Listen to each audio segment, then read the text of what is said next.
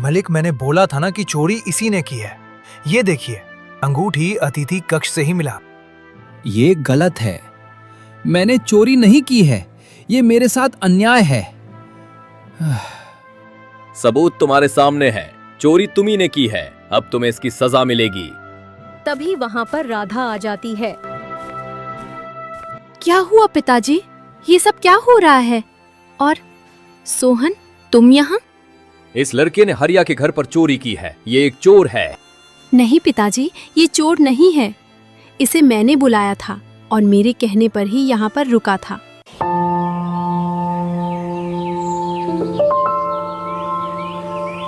लखनपुर नामक गांव में सोहन नाम का एक लड़का अपनी बूढ़ी माँ के साथ रहता था। सोहन पूरे दिन गांव में घूम घूम कर दही बेचता और उससे जो भी पैसे मिलते थे उसी से अपना गुजारा करता था। दही ले लो, दही ठंडी ठंडी ताजी ताजी दही ही ले लो। दही खाओ, सेहतमंद रहो। दही ले लो, दही ही। एक बार खाकर तो देखो, बार बार बस यही दही खाने का मन करेगा। अरे सोहन, दही कैसे दे रहा है? ताजी है ना तुम्हारी दही? हाँ, एकदम ताजी है। कल रात को ही जमने के लिए रखा था, वही लाया हूँ। 20 रुपए पाव है। मैं तो अपनी बीवी को क्या बताऊं, उसको तो दही खाने का अलग ही नशा है। ठीक है, दे दो 1 किलो। हाँ, ये तो अच्छी बात है। दही तो शरीर को ठंडा और सेहतमंद रखता है। सोहन उस आदमी को दही देने के बाद आगे बढ़ता है। दही ले लो, दही ठंडी ठंडी ताजी ताजी दही ही ले लो। दही खाओ, सेहतमंद रहो। दही ले लो, दही ही। एक बार खाकर तो देखो, बार बार बस यही दही खाने का मन करेगा। तभी एक औरत सोहन को आवाज लगाती है। वो दही वाले भैया, थोड़ा इधर आना। सोहन उस औरत के पास पहुंचता है। हाँ हाँ बहन जी, बोलिए, कितना दही आपको दे दूं? 1 किलो, 2 किलो, बताइए बताइए। अरे इसमें तो बहुत ज्यादा पानी है। मुझे तो अच्छा वाला दही चाहिए था। वो क्या है ना बहन जी, अभी दही थोड़ा ही बचा है, इसलिए इसमें ज्यादा पानी दिख रहा है। पर कोई बात नहीं, कल मैं आपके लिए अच्छा वाला दही लेकर आता हूँ। हाँ हाँ, कल मेरे लिए दही लाना मत भूलना, मैं इंतजार करूंगी। हाँ हाँ बहन जी, जरूर लाऊंगा। आप तो मेरी बड़ी बहन जैसी हो। सोहन थोड़ी ही दूर जाता है, तभी उसका दोस्त रघु मिल जाता है। अरे सोहन, ये क्या बूढ़े लोगों वाला काम करता है? दही बेचने का काम तो बूढ़े लोगों का होता है। तू इससे कितना ही कमा लेता होगा। हाँ, देख रघु, तेरे पास तो खेत है, बाप की जमीन है, तुझे काम करने की क्या जरूरत है? लेकिन मेरी माँ हर रोज मुझे देखती है कि मेरा बेटा दही बेच के कुछ पैसे कमाकर लाएगा तो चूल्हा जलेगा। अगर मैं भी तुम्हारी तरह खाली हाथ बैठा रहा ना, तो भूख के सिवा कुछ नहीं होगा। और हाँ, ये बूढ़े लोगों का काम जरूर है, पर रघु, भूख ना बूढ़े और जवान नहीं देखती। मुझे पढ़ना लिखना नहीं आता, लेकिन मेहनत करना अच्छे से आता है। अरे अरे बस भाई बस, मैं तो समझ गया, तू तो दिल पर ले रहा है। लेकिन तू पूरे दिन घूमता क्यों है? बाजार में एक जगह दुकान लगा ले। बाजार में दुकान लगाने के लिए तो पैसा चाहिए, और वहां तो कोई ना कोई आकर हफ्ता भी मांगता है। कौन इतना पापड़ बेलेगा? मेरा तो यही सही है। इतना कहकर सोहन वहां से चल देता है। पूरे दिन कड़ी धूप में दही बेचने के बाद सोहन थका हारा घर पहुंचता है। सोहन की माँ गायत्री दरवाजे पर इंतजार कर रही होती है। अरे बेटा, पूरे दिन दौड़ता रहता है, थक जाता होगा ना, थोड़ा तो आराम कर ले। अरे माँ, मेहनत करने से कोई थकता है क्या? थकान तो तब होती है जब इंसान बेकार बैठा रहे। आज तुम्हारे पिताजी यहाँ होते तो तुमको इतनी छोटी उम्र में ये जिम्मेदारी नहीं उठानी पड़ती, और रोज दही बेचने की जगह तुम भी स्कूल जाते, बच्चों के साथ खेलते। तुम्हारे पिताजी भी दही बेचते थे, कहकर गए कि पास के गांव में जा रहा हूं दही बेचने, पर वापस नहीं लौटे। इतने बरस हो गए, पर अभी भी मैं उनकी राह देखती हूँ। शायद किसी दिन लौट आए। अरे माँ, तू भी ना यही हर रोज कहती है, पर तू खुद सोचना, कोई 10 साल बाद खोया हुआ इंसान लौटा है क्या? अरे वो नहीं आने वाले माँ, तू खुद को क्यों तरपाती रहती है? मैंने कितनी बार कहा है, तू ज्यादा चिंता मत किया कर। अगर तुम्हारी तबीयत बिगड़ गई और तुझे कुछ हो गया तो मैं क्या करूंगा? पता नहीं बेटा, पर उनका ख्याल मेरे दिल से जाता ही नहीं। कभी कभी तो लगता है जैसे आज वो जरूर लौटेंगे, लेकिन हर दिन उम्मीद टूट जाती है। अरे माँ, तू इतनी चिंता क्यों करती है? मैं हूं ना, बस तू अपना ख्याल रखा कर। बस माँ, मैं थक गया हूं और बहुत तेज भूख लगी है, अब खाना लगा दो। अरे बेटा, खाना तो मैं बना ही नहीं पाई। घर में ना चावल है और ना ही दाल, कुछ भी नहीं बचा है। आटा होता तो कुछ बना देती, पर कुछ भी नहीं बचा है। पड़ोस में गई थी, सोचा कुछ मांग लूं, पर उन्होंने भी मना कर दिया। कहने लगी, तुम्हारा बेटा तो रोज कुछ ना कुछ कमाता है, फिर भी तुम मेरे ही दरवाजे पर क्यों आती हो? तो माँ, आप सुबह जाते समय मेरे से बता तो देती, मैं लेकर आता। क्या बताऊं बेटा, मन करता है कहीं दूर चली जाऊं। तेरे सामने अपना दुख रोने का मन नहीं होता। तू पूरे दिन धूप में दही बेचता है, कभी 20 रुपए मिलते हैं तो कभी कुछ भी नहीं। अरे माँ, तू रो मत। रुको, मैं राशन की दुकान से कुछ राशन लेकर आता हूँ। पूरे दिन मेहनत क्यों करता हूँ, भूखे पेट सोने के लिए? रुको, मैं अभी लेकर आता। सोहन बाजार की तरफ चल देता है। तभी रास्ते में उसे गांव का जमींदार दौलत राम मिलता है। अरे सोहन, कहाँ जा रहा है? क्यों भाई, इस महीने का ब्याज अभी तक नहीं दिया, तू कब तक टालता रहेगा? हाँ हाँ सेठ जी, मैं जानता हूँ कि देर हो गई है, पर हालात अच्छे नहीं हैं। पूरे दिन दही बेचता हूँ, तब जाकर 20 रुपए 25 रुपए हाथ आते हैं। हाँ, उसी से माँ की दवाई, घर का खर्चा, सब कुछ उसी से चलाता हूँ सेठ जी। कुछ दिन का वक्त और दे दीजिए, मैं एक एक पाई चुका दूंगा। तेरा तो हर महीने का यही नाटक रहता है। अरे तेरे बाप ने कर्ज लिया और गायब हो गया, अब तू भी उसी रास्ते पर है क्या? सेठ जी, मेरे पिताजी के बारे में कुछ मत कहिए। आपका जो भी पैसा बाकी है वो मैं चुका दूंगा, लेकिन मैं अपने परिवार के बारे में कुछ नहीं सुनूंगा। सोहन बाजार की ओर चल देता है और बाजार से सामान लेकर घर की तरफ लौटता है। माँ, ये लो, आ गया राशन, और तुम चिंता मत करो, मैं सब संभाल लूंगा। ठीक है बेटा, तू बैठ, मैं अभी खाना बनाकर लाती हूँ। गायत्री मन ही मन सोचती है, हे भगवान, मेरा बेटा कितना परेशान है। अगर मेरी तबीयत ठीक होती तो मैं भी कुछ काम कर लेती। इस पर इतनी जिम्मेदारी आ गई है, कर्ज, बीमारी, भूख, सब कुछ अकेले झेल रहा है। कभी कभी लगता है हम जी नहीं रहे हैं, बस जूझ रहे हैं। हे प्रभु, कम से कम हम लोगों की किस्मत में राहत नहीं है, तो मेरे बेटे को ही राहत दे दो। कुछ ही देर में गायत्री खाना लेकर आती है और सोहन खाना खाता है और सो जाता है।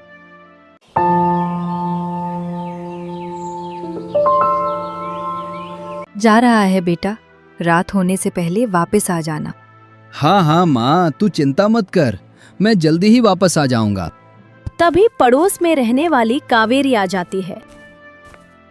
अरे सोहन, मैंने सुना है बगल वाले गांव शिवपुर के लोगों को दही बहुत पसंद है और उस गांव में दही बेचने वाला कोई नहीं है।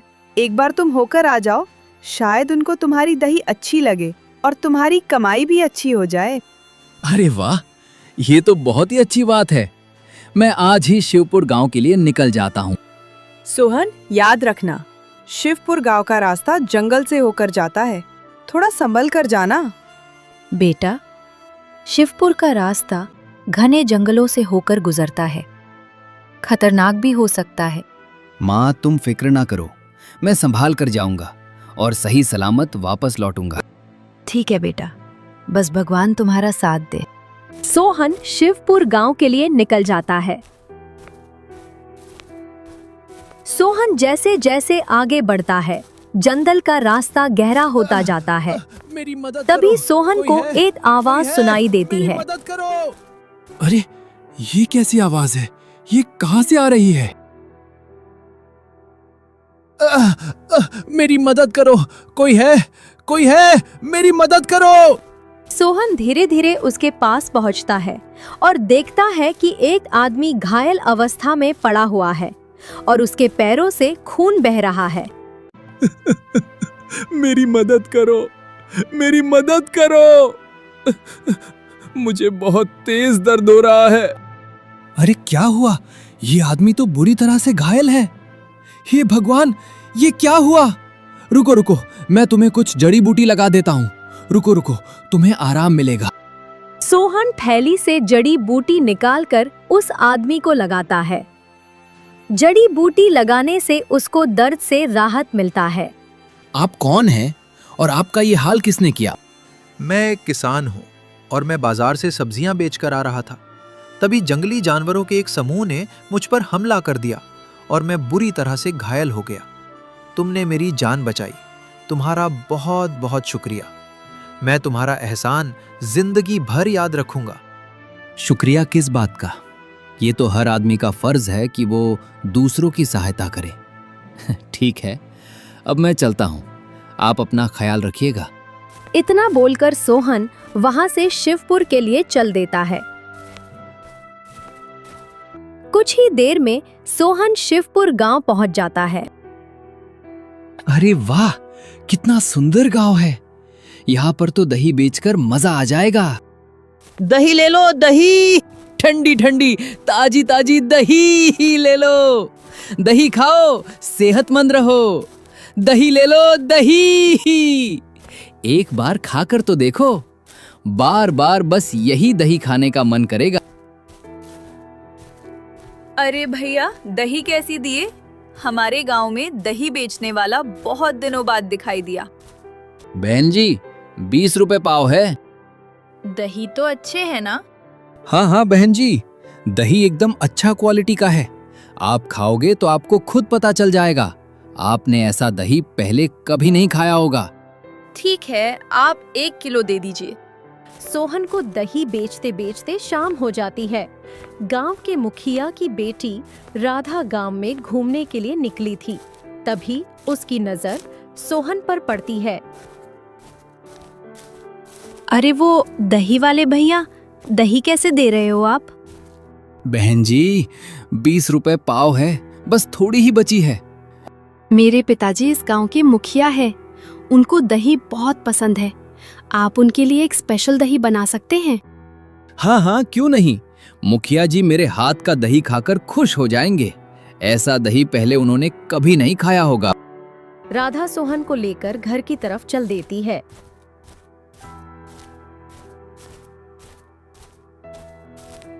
हरिया काका, पिताजी कहाँ है? बिटिया, मुखिया जी तो शहर गए हैं किसी काम से। रात तक वापस आएंगे। ये कौन है बिटिया? ये दही बेचने वाले हैं, बगल के गांव से आए हैं। पिताजी को दही बहुत पसंद है ना, इसलिए मैं इन्हें लेकर आई हूँ। पर बिटिया, मुखिया जी तो है ही नहीं। कोई बात नहीं, मैं कल फिर आ जाऊंगा। इतनी शाम हो गई है, आपको तो घर पहुँचते पहुँचते बहुत रात हो जाएगा और रास्ता भी घने जंगल से होकर गुजरता है। आप आज रात हमारे यहाँ रुक जाइए, फिर पिताजी से मिलकर आप सुबह ही चले जाना। वो स्पेशल दही बनाना हमारे लिए बहुत जरूरी है। सोहन सोचने लगता है और फिर बोलता है, ठीक है बहन जी, मैं आज रात इसी गांव में रुक जाता हूँ। काका, आप इनके लिए गांव के अतिथि कक्ष में रुकने की व्यवस्था कीजिए। ये हमारे मेहमान हैं। इनके खाने पीने में कोई कमी नहीं होनी चाहिए। ठीक है बेटी, आपकी जैसी आज्ञा। हरिया सोहन को गांव के अतिथि कक्ष की तरफ लेकर जाता है। साहब जी, आप यहाँ पर आराम कीजिए। मैं आपके खाने पीने की व्यवस्था करता हूँ। इतना बोलकर हरिया वहां से चला जाता है। एक और दही वाला आ गया। अगर ये खास जड़ी बूटी वाला दही लेकर आ गया तो मेरे सब किए किराए पर पानी फिर जाएगा। मुझे कुछ तो करना होगा। कुछ सोच हरिया, कुछ सोच। रात के अंधेरे में जब सोहन सो रहा होता है तभी चुपके से हरिया आकर अपनी अंगूठी सोहन के पास रख देता है।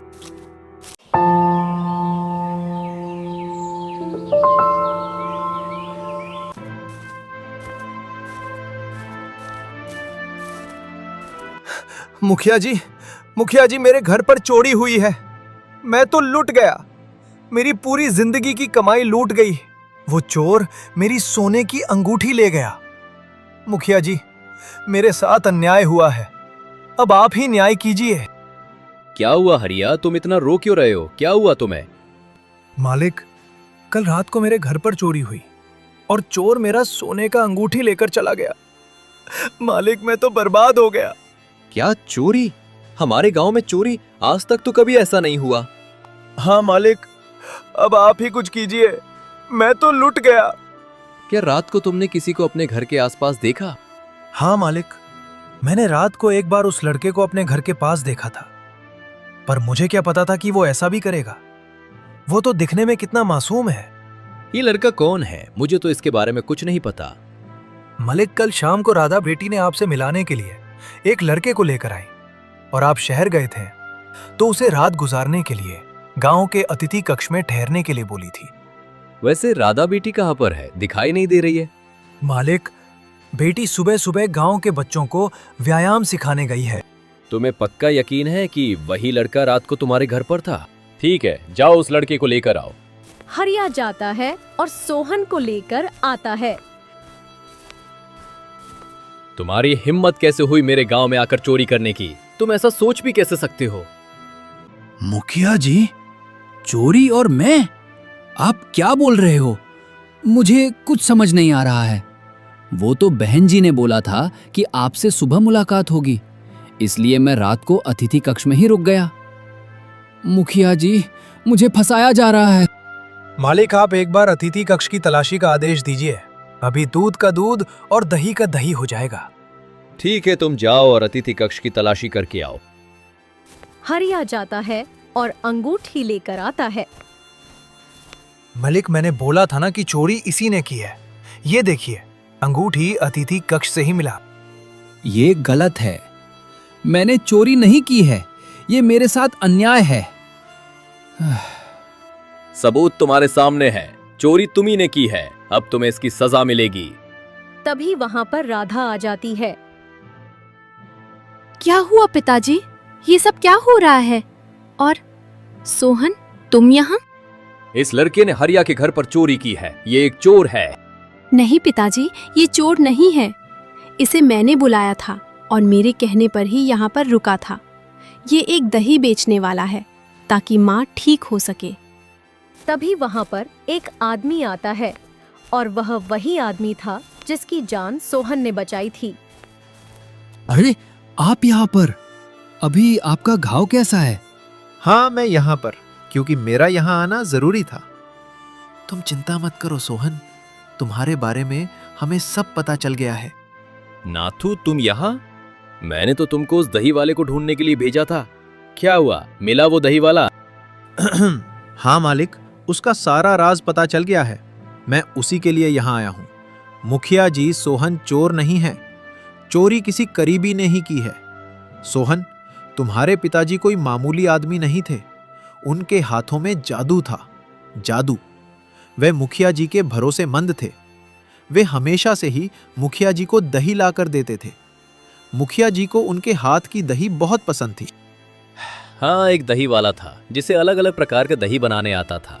मैंने उसे वर्षों पहले एक प्रकार की जड़ी बूटी वाला दही बनाने को बोला था। तब से आज तक वो दही वाला मिला ही नहीं। तभी से मेरी पत्नी स्वप्न लोक में है। वो आज तक उठी ही नहीं। क्या उस व्यक्ति का नाम रामू था? हाँ, उनका नाम रामू था। अरे, वो तो मेरे पिताजी हैं। वो वर्षों पहले घर से एक विशेष प्रकार की जड़ी बूटी वाला दही लेकर घर से निकले थे, लेकिन कभी लौटे ही नहीं। हाँ सोहन, मुझे याद है। वर्षों पहले मैं रामू को एक विशेष प्रकार की जड़ी बूटी वाला दही बनाकर लाने को बोला था। वो जड़ी बूटी वाला दही ही मेरी पत्नी को ठीक कर सकता था, पर वो कभी उसे लेकर लौटा ही नहीं। तब से ही मेरी पत्नी स्वप्नलोक में ही है। अगर तुम वो जड़ी बूटी वाला दही लेकर आओगे तो शायद मेरी पत्नी भी ठीक हो जाए और तुम्हारे पिताजी भी मिल जाए। मुखिया जी, सोहन के पिता अभी भी जीवित हैं। उन्हें जंगल में एक कुटिया के अंदर एक जादुई मंत्र के द्वारा बंदी बनाकर रखा गया है और यह काम इस हरिया के द्वारा किया गया है ताकि जड़ी बूटी वाला दही ना मिले और मालकिन कभी भी ठीक ना हो। इसकी नजर आपकी सारी संपत्ति पर थी। ये धीरे धीरे आपके पूरे परिवार को बंदी बना देता। क्या ये सब हरिया के द्वारा किया गया है? हरिया, क्या तुमने इतने वर्षों तक मेरे साथ विश्वासघात किया और तुमने मेरी पत्नी को जानबूझकर स्वप्न लोक में भेज दिया और मेरे सच्चे सेवक रामू को मरने के लिए छोड़ दिया तुमने? मालिक, मैं तो माफ कीजिए मालिक, गलती हो गई। माफ कीजिए मुखिया जी, ऐसी गलती दोबारा नहीं करूंगा। चले जाओ मेरी आंखों के सामने से और इस गांव में दोबारा कदम भी नहीं रखना। चले जाओ। माफ कीजिए मुखिया जी, कहाँ जाऊंगा, कहाँ रहूंगा? मेरा घर, जमीन सब इसी गांव में है। मैं तो भूखे ही मर जाऊंगा। अभी इसी वक्त यहाँ से चले जाओ। हरिया को गांव से बाहर कर दिया जाता है और हरिया गांव छोड़कर चला जाता है। सोहन, अब ये कार्य अधूरा नहीं रहेगा। हम स्वयं उस जड़ी बूटी वाले दही को लेने जाएंगे। नहीं पिताजी, आप रहने दीजिए, मैं जाऊंगी। माँ को बचाना मेरा भी कर्तव्य है और सोहन अकेला नहीं जाएगा, मैं उसके साथ जाऊंगी। बेटी, ये रास्ता आसान नहीं होगा। जंगल जंगल घूमना पड़ेगा। माँ को बचाने के लिए मैं हर कठिनाई से लड़ सकती हूँ। ठीक है बेटी, जाओ अपनी माँ को बचाने के लिए और उस सच्चे सेवक को भी जो वर्षों से मेरी प्रतीक्षा कर रहा है। फिर दोनों जंगल की तरफ निकल पड़ते हैं। सोहन, तुमको डर नहीं लगता जंगल से? डर तो पहली बार तब लगा था जब माँ ने रोटी के लिए आंखें चुराई थी।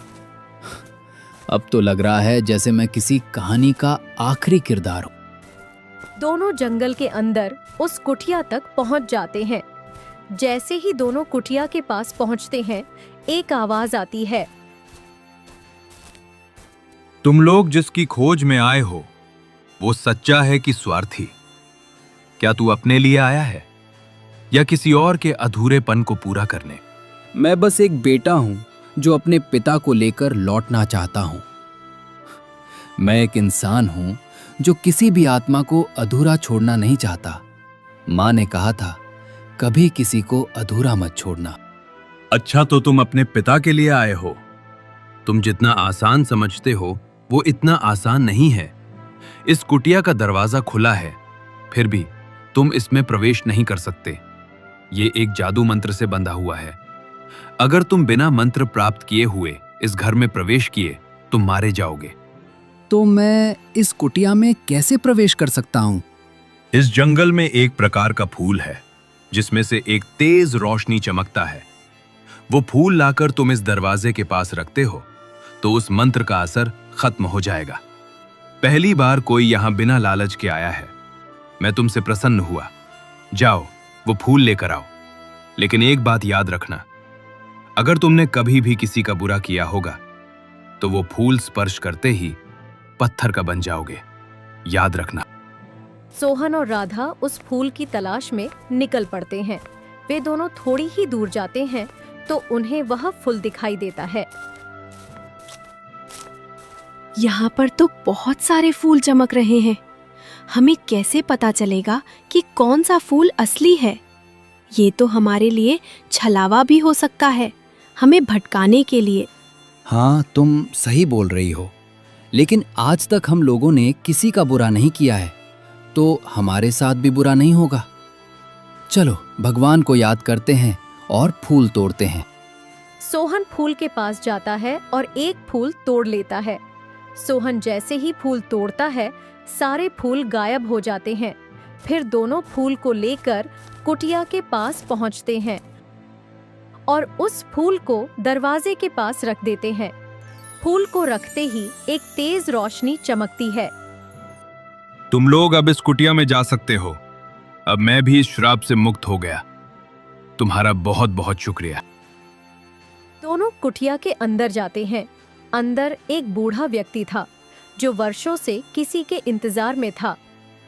पिताजी, पिताजी, आप जीवित हैं, आप जीवित हैं।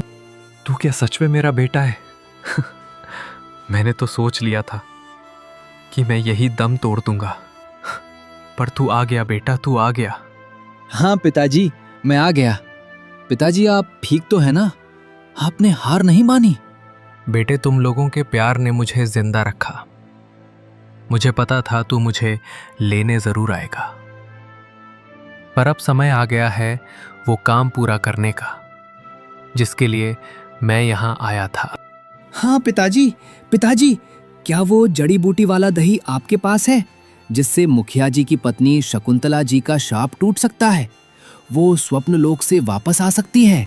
हाँ बेटा, यही कारण था कि उस हरिया ने मुझे यहाँ पर कैद कर दिया। वो जड़ी बूटी वाला दही मुझसे चाहता था, पर मैंने उसे नहीं दिया। मैंने उसे एक मटकी में रखकर एक पेड़ के नीचे गाड़ दिया था। वो सुरक्षित है। चलो इस लेने चलते हैं। सभी लोग उस पेड़ के पास जाते हैं और उस वृक्ष के नीचे खुदाई करते हैं और वह दही वाला मटका दिखाई देता है। यही है मेरी माँ की मुक्ति का रास्ता। अब देर नहीं करनी चाहिए, हमें जल्दी जल्दी गांव चलना चाहिए। सभी लोग उस मटके को लेकर गांव पहुंचते हैं। मुखिया जी, आपकी पत्नी को उनका जीवन वापस देने का समय आ गया है। ये रहा वो मटका जिसमें वो जड़ी बूटी वाला दही है जिसके लिए आप वर्षों से इंतजार कर रहे हैं। रामू मटके से दही निकालकर शकुंतला के हाथों पर गिराता है और एक तेज प्रकाश के साथ वह जाग जाती है। मुझे पता था आप लोग मुझे स्वप्न लोक से वापस जरूर लाएंगे। आपने अपना वादा पूरा किया। भगवान का बहुत बहुत धन्यवाद, तुम लौट आई। पूरी जिंदगी का ये मेरे लिए सबसे बड़ा उपहार है। और सोहन, आज से तुम मेरी बेटे जैसे हो और इस गांव की बागडोर तुम्हारे हाथों में है। तुम दोनों इस गांव के लिए बहुत ही कीमती हो। मुखिया जी, ये सब आपकी कृपा है, पर अब मैं अपनी पत्नी से मिलना चाहता हूँ। वो वर्षों से मेरा इंतजार कर रही है। बिल्कुल बिल्कुल, जाओ रामू, अब तुम दोनों अपने गांव जाओ और अपनी पत्नी के इंतजार को खत्म करो। सोहन और रामू अपने गांव की ओर निकल पड़ते हैं। जैसे ही दोनों घर पर पहुंचते हैं, घर के बाहर गायत्री सोहन का इंतजार कर रही होती है। वह रामू को देखकर चौंक जाती है। अरे, ये सपना तो नहीं है? मैं कोई सपना तो नहीं देख रही हूँ ना? नहीं गायत्री, ये कोई सपना नहीं है। तुम्हारी वर्षों की तपस्या है जिसकी वजह से आज मैं तुम्हारे सामने हूँ। हे भगवान, तूने मेरी सारी खुशियाँ लौटा दी और फिर से मेरा परिवार एक हो गया।